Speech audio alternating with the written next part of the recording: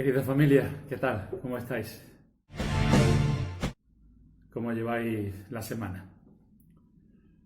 Ya estamos en Cuaresma, tiempo de preparación para la Semana Santa, para poder vivir en plenitud ese misterio de la resurrección de Jesús, que es el centro de nuestra fe. Bueno, cuarta secuela de este tiempo de pandemia que nos afecta de una manera especial. La secuela religiosa. Mirad, este tiempo de pandemia lo estamos viviendo encerrados en nuestras propias casas. Encerrados en nuestras propias casas y con los miedos que han hecho que la fe se convierta en algo privado. Ni siquiera las celebraciones religiosas están siendo públicas. Estamos en casa con el móvil, con la televisión, viendo 3, 4 misas diarias, una gran inflación de misas, pero todas como el que ve una película, como algo irreal de lo que no te sientes parte. Es verdad que hay gente que incluso se pone de pie en los momentos de consagración, en los momentos más significativos de la Eucaristía, pero es verdad que no deja de ser una pseudo-eucaristía que uno vive desde lejos. Y claro, en unos primeros momentos de pandemia, donde todos eran miedos, dificultades y sustos, pues es lógico que uno se encerrara en sí mismo, y más cuando las iglesias las hemos cerrado. Con lo cual, la fe ha vuelto al ámbito privado de cada uno. La dificultad es que en esta semana ya estamos haciendo un año de pandemia y seguimos recluidos en nuestras casas, intentando vivir nuestra fe de una manera individualizada, personalizada y privada. La fe es un elemento público que compromete la vida, compromete las relaciones y por tanto nos compromete en la esfera pública. El llevarlo a la vivencia privada en nuestras propias casas hace que la fe pierda mucho de su consistencia y mucha de su vitalidad y de su fuerza. Ese es el drama que estamos viviendo. Las iglesias se han vaciado.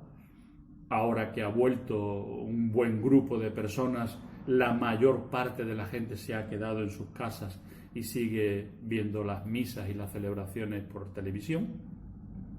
Los sacramentos se han venido abajo. No hemos hecho prácticamente ningún matrimonio en todos los pueblos de alrededor en el último año. Pareciera como que no era tan importante. La gente que pensaba casarse se han ido a vivir juntos y ya está. Y no han valorado el sentido religioso del sacramento. No lo han valorado que se podían haber celebrado los matrimonios, aunque no tuvieran celebraciones tan grandes, pero no se han hecho. Porque al final lo que pesaba, sobre todo en la gente joven, es la celebración más que el sacramento en sí, ¿no?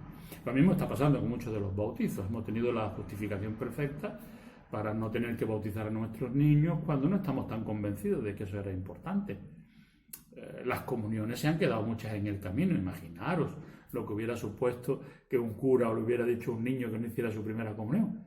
Bueno, pues muchos niños se han quedado en el camino sin hacer la primera comunión porque no podían celebrarlo. Es verdad que esta crisis nos está poniendo frente a nuestra realidad. Muchos de nuestros cultos, muchos de nuestros sacramentos y muchas de nuestras celebraciones no dejaban de ser celebraciones vacías, que lo único que hacíamos era aparecer públicamente como un motivo religioso que no existía. La prueba es que no se ha creado ninguna crisis. Todo el mundo parece satisfecho de que las cosas estén como están. Esta es nuestra realidad. Yo muchas veces cuando pienso en lo que la pandemia está dejando en nuestra realidad parroquial, en nuestra realidad religiosa, yo recuerdo aquella imagen del Viernes Santo del año 2020. El Papa Francisco en la plaza de la Basílica de San Pedro, solo frente a un crucificado, el crucifijo de San Marcelo, el crucifijo al que la gente le rogaba salir de la peste el siglo pasado, lloviznando, y el Papa sintiendo el peso de una iglesia que se había ocultado al mundo. Aquella imagen, que fue muy significativa y para mí tuvo un gran peso, era la imagen de una iglesia que no terminaba de dar respuesta a una pandemia y que no era capaz de hacer visible a un Jesucristo vivo. Una iglesia que se quedaba enganchada en el Viernes Santo, pero que no era capaz de hacernos ver que Jesucristo era la esperanza que podía sacarnos de todas estas angustias. Era un papa intentando simbolizar todo lo que la iglesia era, que manifestaba la debilidad, la vulnerabilidad y la pobreza de nuestra iglesia. Yo me quedo con esta imagen. Muchas veces nos ha gustado más una iglesia de masas, una iglesia donde nos creíamos que íbamos a dirigir las directrices del mundo, que nosotros éramos los encargados de marcar qué es lo que la gente tenía que hacer o dejar de hacer con su vida. Una iglesia autosuficiente, una iglesia siempre presente en medio del mundo y siempre dirigiendo el mundo. Y de buenas a primeras la pandemia nos sitúa frente a una iglesia vulnerable, una iglesia silente, una iglesia con goteras y una iglesia delante de un crucificado pidiendo luces. Esta es la realidad que hemos vivido. Frente a esta realidad que seguimos viviendo, porque la pandemia sigue arrastrándonos a llevar al fuero interno nuestros compromisos religiosos, ¿qué luces podríamos dar para que esta secuela no pueda con nosotros? Yo creo que nos puede valer el pensar que esta iglesia tiene ahora la oportunidad de crecer en la autenticidad. Yo creo que tenemos que buscar caminos y abrir caminos. Necesitamos una iglesia que sea capaz de responder al sufrimiento de la gente. Una iglesia que tenga una palabra de esperanza para la gente que vive desesperanzada. Una iglesia que sea capaz de dar oportunidad y camino a gente que se siente defraudada y que se siente cansada en este camino. Necesitamos una iglesia que dé respuestas, que abra caminos, que oriente en direcciones distintas de las que estamos llevando hasta ahora. Mirad qué buena oportunidad tenemos para hacer liturgias más vivas. Somos menos, más conscientes de nuestra responsabilidad. Por tanto, con más libertad para ser creativos, para hacer liturgias que sean respuestas a la vivencia de nuestra fe. Tenemos la oportunidad de profundizar en la formación de la fe, de prepararnos mejor, de trabajar más la palabra, de trabajar más la reflexión de la fe, de trabajar más la oración. Tenemos la oportunidad de profundizar en nuestra fe, formarnos un poquito más. Hemos celebrado hace unos días el Domingo de la Palabra. El Papa instauraba el año pasado el Domingo de la Palabra porque sentía que los cristianos no leíamos y no profundizábamos en la palabra de Dios. Qué buen tiempo para que los que somos más conscientes profundicemos en la palabra, profundicemos en el encuentro con Jesucristo, revisemos nuestras prácticas religiosas, hagamos que nuestras liturgias sean mucho más vivenciales. La liturgia, la Eucaristía, el encuentro en la fe no puede ser la excusa de un momento determinado que hacemos para justificar que estamos viviendo la fe. Debe de ser un momento de compromiso, donde también nosotros como parroquia seamos capaces de comprometernos en crear una realidad nueva. Toda esa religiosidad popular, pomposa, ornamental, de grandes procesiones y grandes fiestas, de gente que en el fondo sentía que la fe no era más que oropeles. Tenemos la oportunidad de ir dejándolo a un lado y ir profundizando en lo que de verdad conviene. La pandemia se va a alargar en el tiempo. Por tanto, nuestra vivencia de la fe nos va a exigir en el tiempo abrir caminos nuevos y nos va a exigir dar respuestas nuevas. Y ya que estamos siendo conscientes de lo que llevamos entre manos, responder con mucha mayor autenticidad a lo que estamos haciendo.